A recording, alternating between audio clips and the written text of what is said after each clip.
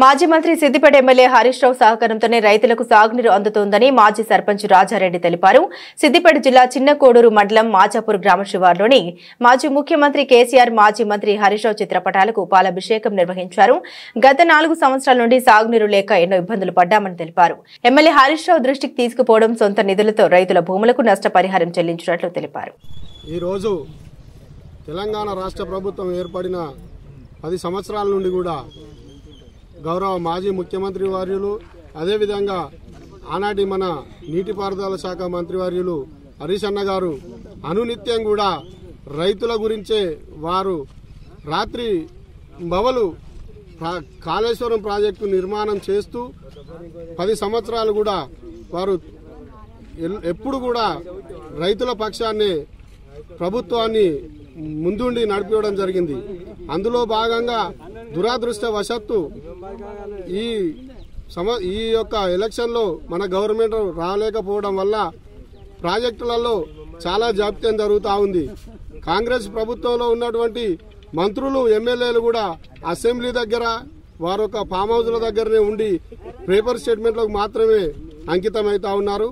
ఈరోజు రాష్ట్ర ప్రభుత్వం, తెలంగాణ రాష్ట్ర ప్రభుత్వం చేపట్టినటువంటి రైతు బంధు కార్యక్రమం కానీ, రైతులకు కావాల్సినటువంటి నీటి విషయంలో కానీ వారు ఏ రోజు కూడా చర్చలు జరపడం లేదు. అందులో భాగంగా వచ్చి వాళ్ళు రిబ్బన్ కటింగులు చేసి నీళ్లు వదులుతున్నామని చెప్పేసి పోవడం తప్ప ఏ చెరువులకు నీళ్లు పోతున్నాయి, ఏ మండలానికి నీళ్లు పారకం ద్వారా వెళ్తున్నాయి అనేది వారు ఎప్పుడు కూడా సమీక్ష నిర్వహించడం లేదు. కానీ ఆనాడు మన తెలంగాణ రాష్ట్రంలో గౌరవ మాజీ మంత్రివర్యులు హరీష్ అన్న గారు నీటిపారుదల శాఖ మంత్రిగా ఉన్నప్పుడు ఒక రైతు లెక్కనే తన ప్రతి పొలానికి కూడా తిరుగుతూ ప్రతి గండి చెరువులను చూస్తూ నీరు వస్తున్నాయా లేదా అనేటువంటి ప్రత్యేకమైన అధికారుల బృందాన్ని ఏర్పాటు చేస్తూ, అదేవిధంగా మండల నాయకత్వాన్ని కూడా ప్రతి విషయంలో ముందంచలో ఉంచుతూ వారు చాలా ప్రాధాన్యతగా పనిచేయడం జరిగింది. కానీ ఈరోజు మా ఎల్లాయపల్లి, కొత్తపల్లి అనే గ్రామాలకు గండి చెరువులకు నీళ్లు వస్తే మా రైతులు చాలా సంతోషంగా ఉంటారు అన్న అని చెప్పగానే ఇక్కడ ఉన్నటువంటి మాచాపూర్ రైతులతో కొంత ఇబ్బందికరమైన వాతావరణంలో వారు గండి చెరువులకు నీళ్లు ఇవ్వలేకపోయినారు.